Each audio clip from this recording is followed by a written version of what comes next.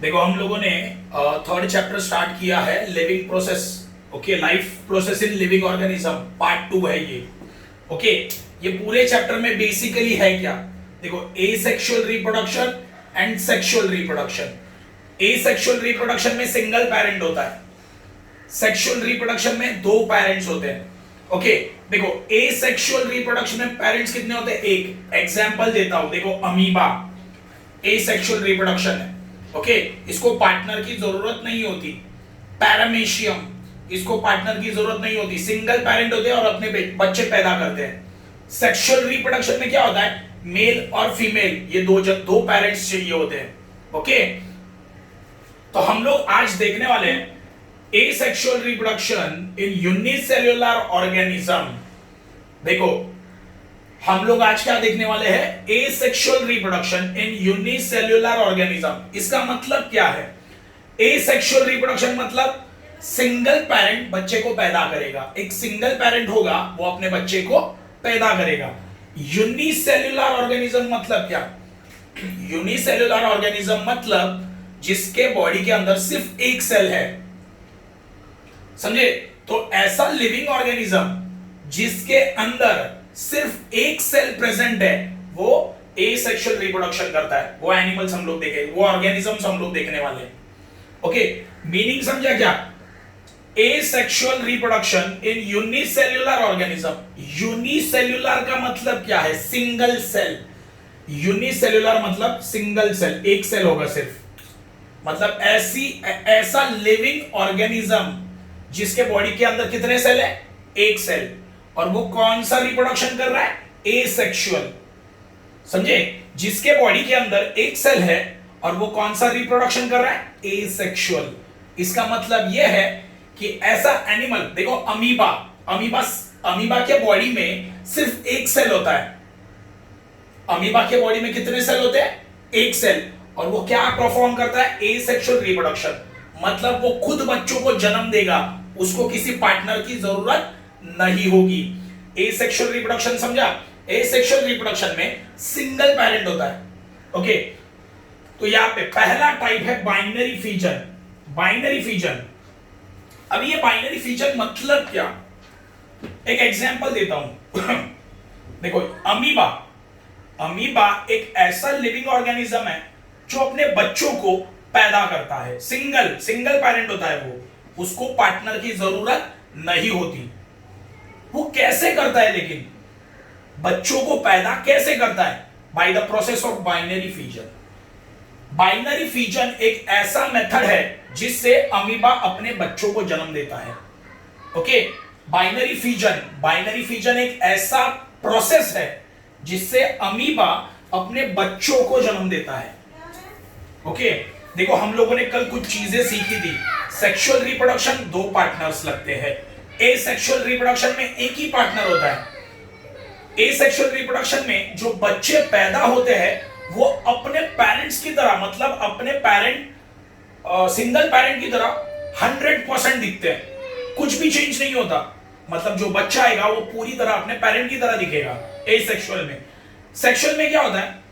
Male and female होते हैं, दो पार्टनर होते हैं। तो जो बच्चा पैदा होता है वो पूरी तरह से अपने पेरेंट्स की तरह नहीं दिखता, 100% अपने पेरेंट की तरह नहीं दिखता, 19-20 होता है। ओके, तो बाइनरी फिजन होता क्या है? बाइनरी फिजन एक ऐसा प्रोसेस है जिससे यूनिसेल्युलर ऑर्गेनिज्म एसेक्सुअल रिप्रोडक्शन करते हैं। क्या बोला समझा मैंने? बाइनरी फिजन एक ऐसा प्रोसेस है जिससे यूनिसेल्युलर ऑर्गेनिज्म एसेक्सुअल रिप्रोडक्शन करते हैं। मतलब क्या है इसका? इसका मतलब यह है जिसके बॉडी में एक सेल है, वो क्या परफॉर्म करता है? Asexual reproduction. Okay, asexual reproduction किसकी हेल्प से? बाइनरी फिजन की हेल्प से। ये प्रोसेस की हेल्प से वो एसेक्सुअल रिप्रोडक्शन करते हैं। एसेक्सुअल रिप्रोडक्शन मतलब क्या? अपने बच्चे को जन्म देंगे, एक पेरेंट होगा और वो अपने बच्चे को जन्म देगा। एग्जाम्पल देखो अमीबा के अंदर एक सेल होता है। अमीबा के अंदर क्या होता है? एक सेल होता है, सिंगल सेल होता है उसके अंदर। और वो क्या करेगा, ए सेक्शुअल रिप्रोडक्शन करेगा। ए सेक्शुअल रिप्रोडक्शन मतलब उसको किसी पार्टनर की जरूरत नहीं होगी। तो अमीबा ए सेक्शुअल रिप्रोडक्शन करेगा कैसे, उसके पास तो कोई पार्टनर नहीं है, तो किसकी हेल्प से, बाइनरी फिजन की हेल्प से वो बच्चे पैदा करेगा। समझे? पहले तो सेल के कुछ पार्ट्स देख लेते हैं। ओके, एक सेल है समझो, उसमें होता है न्यूक्लियस, इसे बोलेंगे न्यूक्लियस। ओके, ये होता है साइटोप्लाज्म, ये जो लिक्विड भरा होता है वो होता है साइटोप्लाज्म। और यहाँ पे क्या है, यहाँ पे समझो माइटोकॉन्ड्रिया, सेल वॉल है ना, क्लोरोप्लास्ट मतलब सेल मेम्ब्रेन वगैरह। ओके, सेल का स्ट्रक्चर, बेसिक स्ट्रक्चर क्या है, न्यूक्लियस होता है, और ये जो लिक्विड भरा है आजू बाजू में वो होता है साइटोप्लाज्म, और ये क्या बन गया, माइटोकॉन्ड्रिया। ये क्या होता है, माइटोकॉन्ड्रिया। ये तीन चीजें याद रखना ऑलमोस्ट। ओके, तो अमीबा में भी कुछ ऐसा ही होता है। देखो अमीबा है ये, बाइनरी फिजन होता कैसे है, देखो बाइनरी फिजन में होता क्या है, देखो ये अमीबा है। ओके, ये पेरेंट अमीबा है, parent amoeba. Okay, second step में देखो क्या डिवाइड होने लगा है, न्यूक्लियस डिवाइड होने लगा। सिंगल न्यूक्लियस था ना इसके अंदर, ये फोटो को देखो, सिंगल न्यूक्लियस है। सेकंड स्टेप में क्या डिवाइड होने लगा, न्यूक्लियस डिवाइड होने लगा। सेकंड स्टेप में क्या डिवाइड होना, न्यूक्लियस डिवाइड होने लगा। थर्ड स्टेप में देखो न्यूक्लियस पूरी तरह से डिवाइड हो गए, न्यूक्लियस पूरी तरह से डिवाइड हो गए। अभी क्या डिवाइड हो रहा है, देखो ये लिक्विड डिवाइड होने लगा, ये जो लिक्विड है वो डिवाइड होने लगा। देखो ये जो सेल वॉल और उसके अंदर का लिक्विड क्या हो रहा है, डिवाइड होने लगा। और देखो लास्ट स्टेप में दो डॉटर अमीबा बन गए, मतलब दो बच्चे तैयार हो गए। मतलब क्या है, मुझे बोलना क्या है वो समझो। बाइनरी फिजन में पहले क्या डिवाइड होने लगता है, न्यूक्लियस। देखो फर्स्ट स्टेप में क्या डिवाइड हुआ, न्यूक्लियस डिवाइड होने की शुरुआत हो गई। तीसरे स्टेप में देखो न्यूक्लियस पूरी तरह से डिवाइड हो गया। अभी क्या डिवाइड होने लगा है, ये अंदर का जो लिक्विड है ना वो भी डिवाइड हो रहा है, साइटोप्लाज्म डिवाइड होने लगा। मतलब पहले न्यूक्लियस डिवाइड होता है, साइटोप्लाज्म भी डिवाइड होने लगता है नेक्स्ट स्टेप में, है ना। अभी पूरी तरह से साइटोप्लाज्म डिवाइड हो गया और दो डॉटर सेल बन गए। यह है तुम्हारा सिंपल बाइनरी फिजन, सिंपल एकदम। मतलब क्या है कि एक अमीबा है, अमीबा क्या करता है, अपना पहले न्यूक्लियस डिवाइड करने लगता है। देखो न्यूक्लियस डिवाइड होने लग रहा है। थर्ड स्टेप में देखो न्यूक्लियस पूरी तरह से डिवाइड हो गया, अभी उसके अंदर जो लिक्विड है वो डिवाइड होने लगा, है ना, सेपरेट होने लगा, उसके वॉल भी डिवाइड होने लग गई और दो बच्चे तैयार हो गए। यह है तुम्हारे डॉटर अमीबा, इसे बोलते हैं सिंपल बाइनरी फिजन। ओके, आगे आगे और है पैरामेशियम।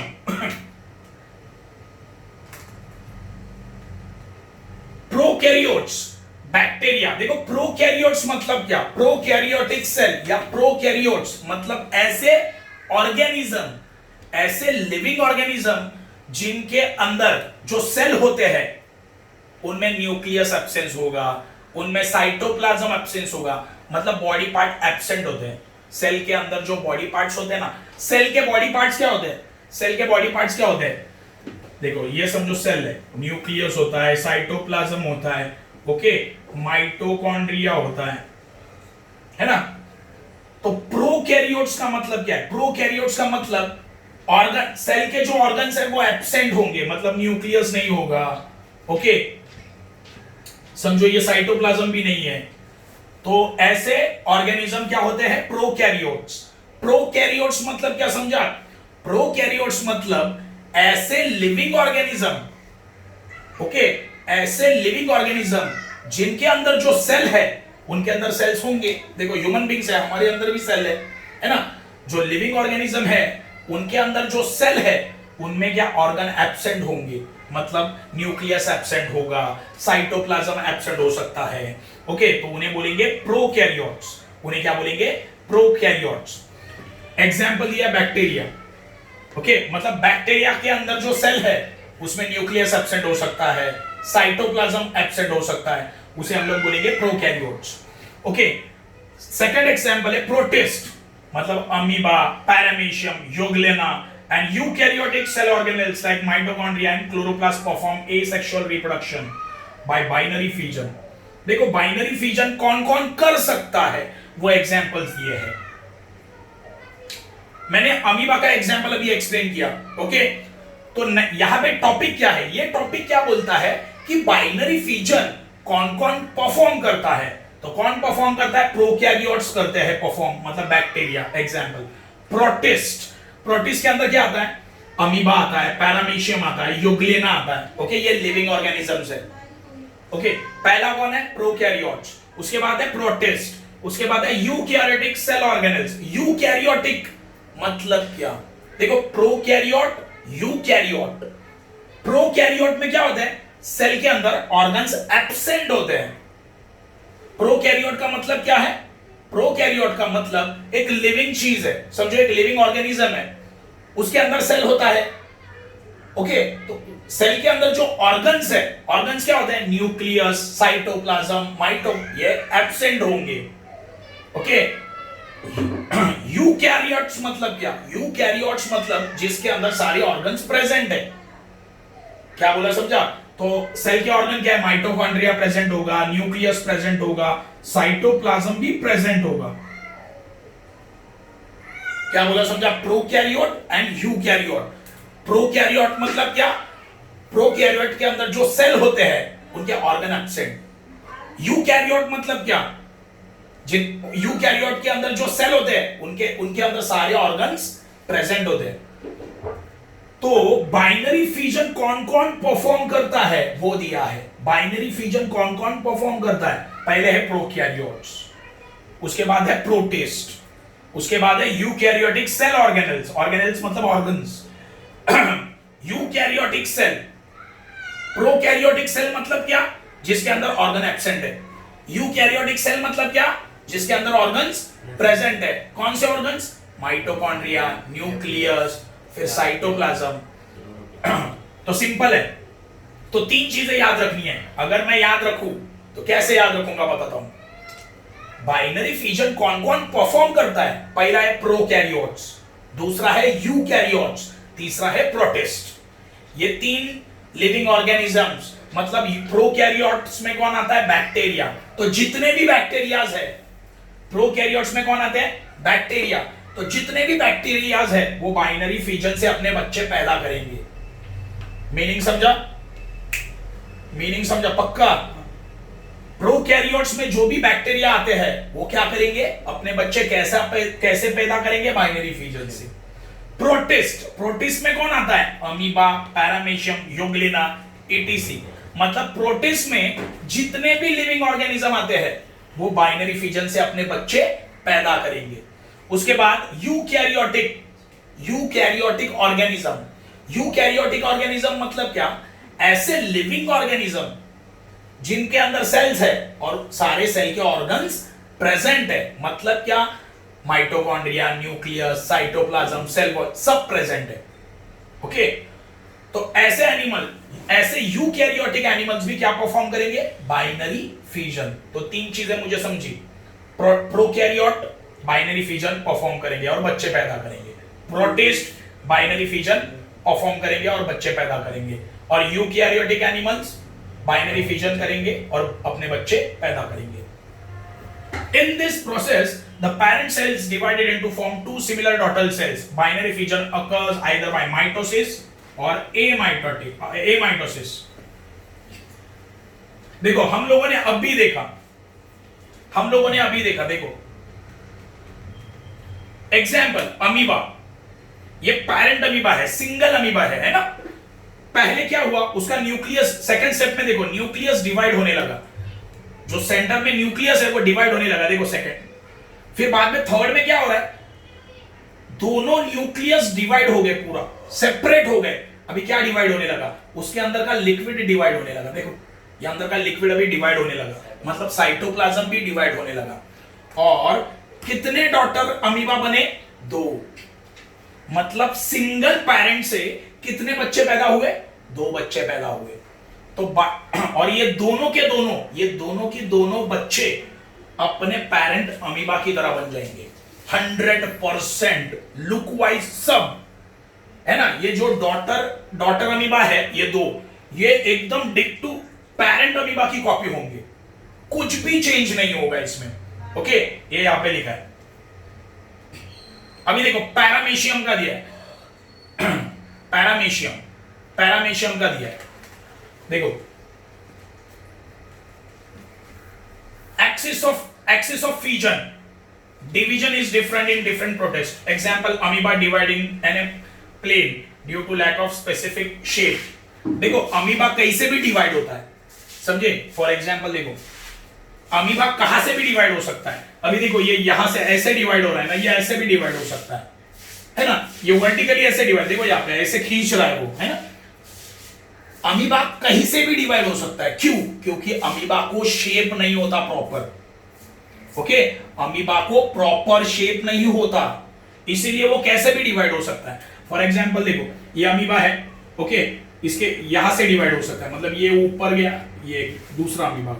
अभी देखो ऐसे भी हो सकता है ना, वो वर्टिकली भी हो सकता है ना, मतलब यहां से ऐसे टूट जाएगा तो यहां पे ऐसे बन जाएगा, सही है। क्यों? अमीबा कैसे भी डिवाइड हो सकता है, क्यों? क्योंकि अमीबा को प्रॉपर शेप नहीं होता, ओके।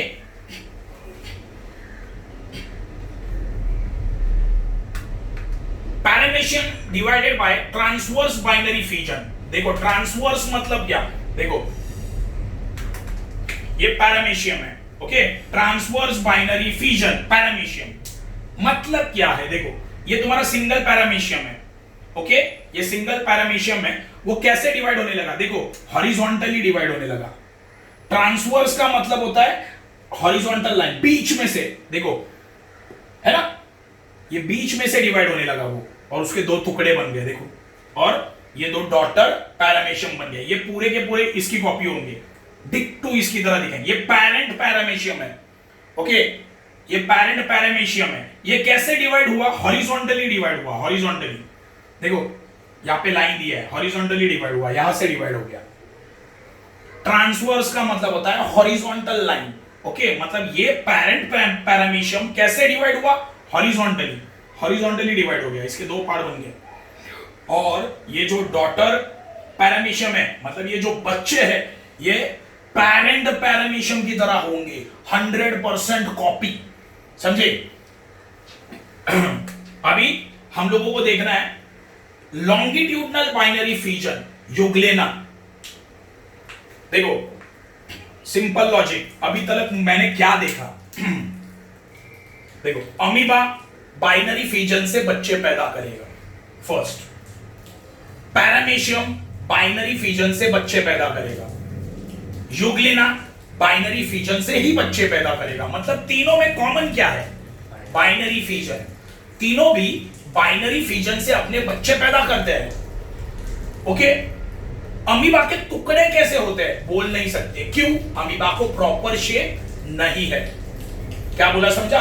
अमीबा को प्रॉपर शेप ही नहीं है, कहीं से भी टूट सकता है वो, है ना, अपने आप को अलग कर सकता है। लेकिन पैरामेशियम कैसे टूटता है? पैरामेशियम अपने आप को डिवाइड कैसे करता है? हॉरिजॉन्टली। पैरामेशियम, यह है पैरामेशियम, पैरामेशियम बाइनरी फिजन कैसे करता है? हॉरिजॉन्टली कट होके। देखो यह है तुम्हारा पैरामेशियम, ओके, ये कैसे कट होगा? हॉरिजॉन्टली। देखो यहाँ पे हॉरिजॉन्टल लाइन है, हॉरिजॉन्टली वो अपने आप को डिवाइड कर देगा, इसीलिए उसे बोला है ट्रांसवर्स बाइनरी फिजन, ओके। युग्लिना, युग्लिना में क्या होता है? युग्लिना अपने आप को वर्टिकली कट करता है। देखो ये एक युग्लिना है, देखो ये युग्लिना है, ओके। युग्लिना के न्यूक्लियस डिवाइड होने लगे, देखो वर्टिकली कट होगा ये युग्लिना के न्यूक्लियस, ये न्यूक्लियस है, ये पैरेंट युग्लिना है। तो पहले क्या होगा? न्यूक्लियस डिवाइड होना चालू हो जाएगा। पहले क्या होगा? न्यूक्लियस डिवाइड, देखो यहाँ पे डिवाइड होना चालू हो गया, और यहाँ पे देखो नेक्स्ट स्टेप, दोनों न्यूक्लियस क्या हो गए? अलग हो गए, दोनों न्यूक्लियस अलग हो गए। अभी देखो वर्टिकली कट होना चालू हो गया, वर्टिकली देखो, और दो डॉटर युग्लिना बन गए। सिंपल लॉजिक है, बाइनरी फिजन में दो चीजें होती है, न्यूक्लियस डिवाइड होता है और साइटोप्लाज्म डिवाइड होता है। साइटोप्लाज्म मतलब अंदर का लिक्विड, और थर्ड सेल वॉल टूट जाता है ना। तीन चीजें याद रखना, तीन चीजें तुम्हें याद रखनी है।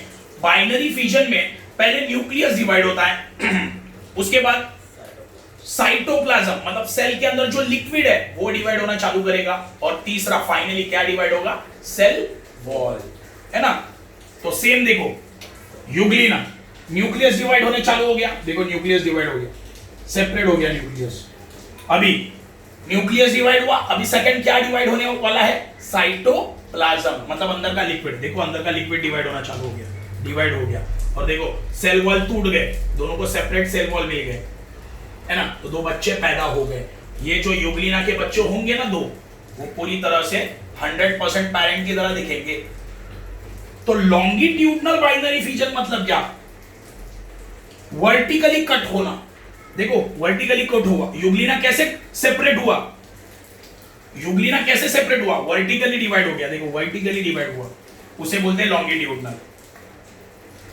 पैरामीशियम कैसे डिवाइड हुआ, हॉरिजॉन्टली डिवाइड हुआ, इसीलिए उसे बोलते हैं ट्रांसफर बाइनरी फिजन। समझा ये, समझा ये, ओके।